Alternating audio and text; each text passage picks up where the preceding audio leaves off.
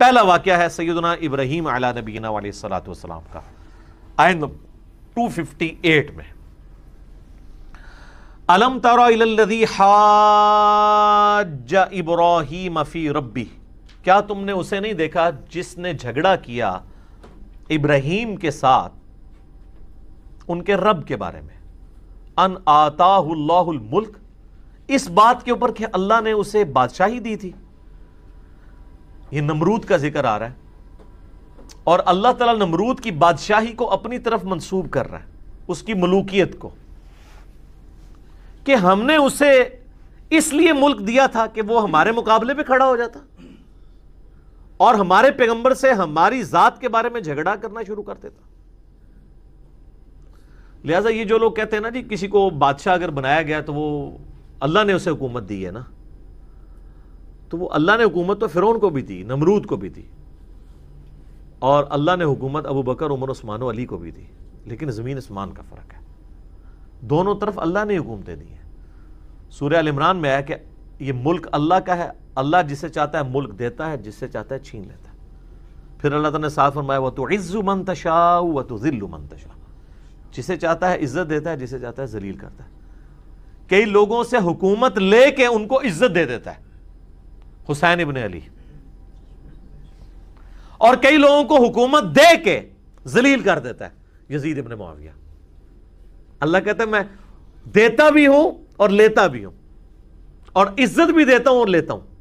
تو اس کے لیے یہ ضروری نہیں کہ کسی کو حکومت دے کے عزت دی جائے، کسی سے حکومت لے کے انہیں اسے عزت دے دی جائے قیامت تک کے لیے، اور کسی کو حکومت دے کے 4 سال کی قیامت تک کے لیے لانتے اس کا مقدر ہو جائے، یزید ابن معاویہ۔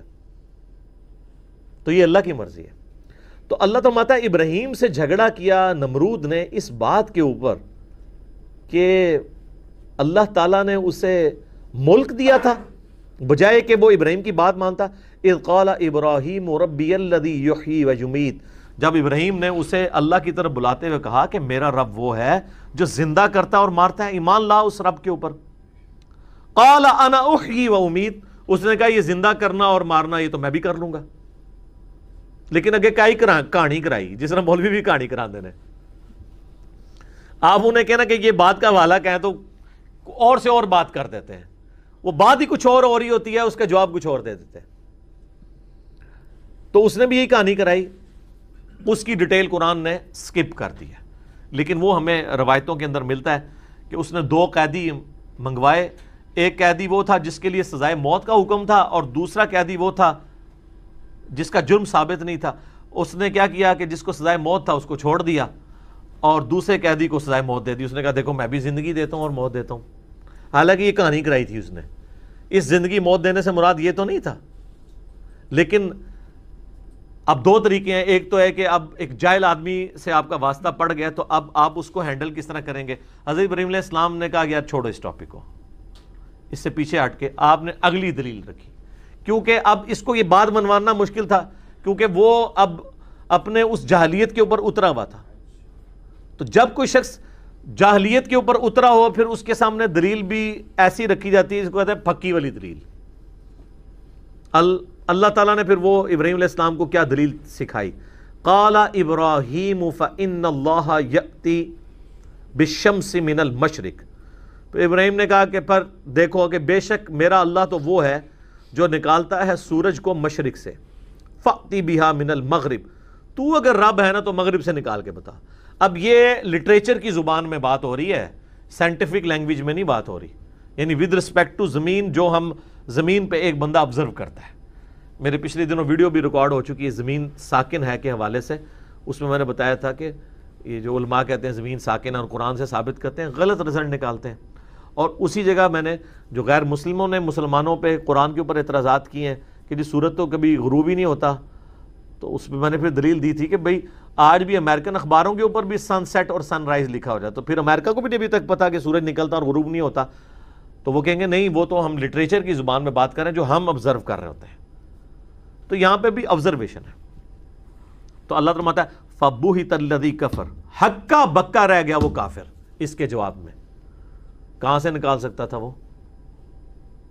کیونکہ اللہ کے فزیکل لاز اتنے محکم ہے کہ ان کو اللہ کے سوا کوئی چینج نہیں کر سکتا۔ اس دلیل کے اوپر وہ اب اسی طرح کے دلائل ہم سامنے ان کے رکھتے ہیں نا، آج کل کے بابوں کے سامنے بھی رکھتے ہیں. وہ کہتے ہیں جی وہ یہ کر لیتے تھے، وہ یہ کر لیتے تھے، جی وہ بسم اللہ پڑھا ہو تو جناب سمندر کے اوپر چل پڑے. ہم بھی یہ کہتے ہیں تو بسم اللہ پڑھ کے سمندر چھوڑ دے، ایک نالا عبور کر کے بتا دے. اور پھر کہتے ہیں نا اولیاء اللہ سے دنیا خالی نہیں ہے، تو ایک تو کوئی موجود ہوگا نا تو آ جائے. اور وہ جو آتے بھی ہیں وہ اس طریقے سے آتے ہیں کہ وہ آپ ان کے مقابلے میں انہیں چیلنج بھی نہیں دے سکتے. ڈاکٹر طاہر القادری صاحب انڈیا میں لیکچر دے رہے تھے، 40,000 سے زیادہ مجمع سامنے موجود ہے، ویڈیو رکھی ہوئی ہے اس کی، احمد آباد کے اندر. جس طرح یہاں ملتان شریف اولیاء کہتے ہیں نا اولیاء کی سرزمین ہے، تو وہاں انڈیا میں اولیاء کی سرزمین جو ہے وہ احمد آباد ہے. اور وہ قصہ موسیٰ اور خضر بیان کر رہے ہیں اس کو، اور پتہ نہیں اس کو کیا رنگ دیتے دیتے دیتے نا اینڈ پہ پہنچے ہیں وہ. اور وہ کہتے ہیں یعنی یہ جو قرآن میں واقعہ ہے اس کے اوپر میں نے پوری اس کی انجینئرنگ کی ہے، اس واقعے سے جو غلط رزلٹ نکالتے تھے اس کی، وہ آپ دیکھ سکتے ہیں. اور اس سے کرتے کرتے وہ اپنے بابوں کے وہ کرامات ثابت کرتے ہوئے نا اینڈ پہ سپیکر پکڑتے ہیں اور کہتے ہیں جناب کوئی ہے جو قرآن کو نہ مانے ابھی کھڑا ہو جائے، جو وہ کہے گا میں اس کو ادھر ہی کر کے دکھا دیتا ہوں. لیکن جملہ کیا بولا کہ جو قرآن کو نہ مانے. تو کون ہے جو سامنے کھڑا ہو جائے کہ میں قرآن کو نہیں مانتا؟ بھئی تو چھڑا لان کرنا کہ جو بابوں کی کہانیوں کو نہیں مانتا کھڑا ہو جائے، میں بھی کہانی کر کے بتا دیتا ہوں اسے. واقعہ قرآن سے حضرت خضر اور موسیٰ کا بیان کیا اور کہا کہ کون ہے جو نہیں مانتا قرآن کو. قرآن کا لفظ بولا یعنی قرآن کے اس واقعے کو. کون ہے جو نہیں مانتا؟ سارے مانتے ہیں. ابھی کھڑا ہو جائے، جو کہے گا میں اس کو دکھا دیتا ہوں. 40,000 کے مجمع میں ایک بندہ بھی کھڑا نہیں ہوا کہ بھی ہاں جی آپ بھی ذرا کر کے بتا دیں. تخت بلقیس کو چھوڑ دیں، امام کعبہ کو غائب کر کے بتا دیں جو نجدی امام ہے وہاں پہ، اور اپنا امام وہاں کھڑا کر دیں. کسی نے نہیں کہا.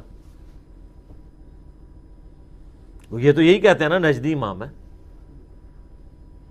تو کس نے کھڑا ہونا تھا؟ کھڑا ہو جاتا تو شہید ہو جاتا وہاں پہ. ویسے کیتی سیاںگی کو نکلوتا.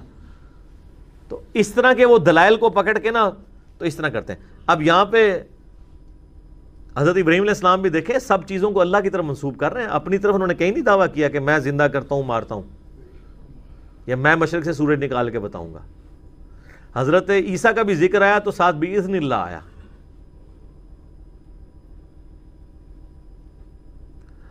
تو اللہ تعالیٰ ماتا ہے وہ کافر ہکا بکا رہ گیا. واللہ لا یہدی القوم الظالمین، اور اللہ تعالیٰ ہدایت نہیں دیتا کسی ظالم کو.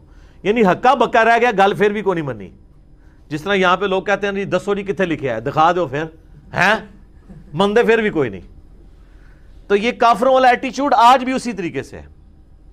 کئی لوگ آتے ہیں نا جی وہ جی ہو نہیں سکتا چشتی رسول اللہ لکھا ہو ہماری کتابوں میں.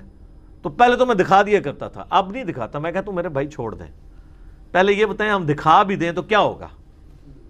آپ یہ مان لیں گے غلط کی ہے؟ کہتے ہیں نہیں یہ ہو ہی نہیں سکتا. تو پھر ہم آپ کو کیوں دکھائیں؟ ہم نے دکھانا تو اس لیے تھا کہ آپ مان کے بابوں سے توبہ کر لیتے. اگر آپ نے اس کے بعد بھی کرنا ہے نمرود والا ایٹیچیوڈ رکھنا ہے کہ ہکا بکا رہ جانا ہے. یہاں کسی کو والا بتا دینا، وہ مولوی کے پاس جانا نا کہتے ہیں اے کنے دسیا تانوں، وہ جواب دے دو کنے دسیا تانوں. ٹھیک ہے. تو جو اس طرح ہکے بکے رہ جاتے ہیں نا اور پھر عمل نہیں کرتے، اللہ تعالیٰ ان کو پیغمبروں کے ذریعے بھی ہدایت نہیں ملتی، تو میرے آپ کے ذریعے تو ہدایت ان کو ملنی نہیں ہے. لہٰذا ان کے بارے میں ٹینشن نہیں لینی، آپ کا کام صرف بتانا تھا. حضرت ابراہیم نے بھی دیکھیں بتایا، اس کے بعد معاملہ اللہ پہ چھوڑ دیا.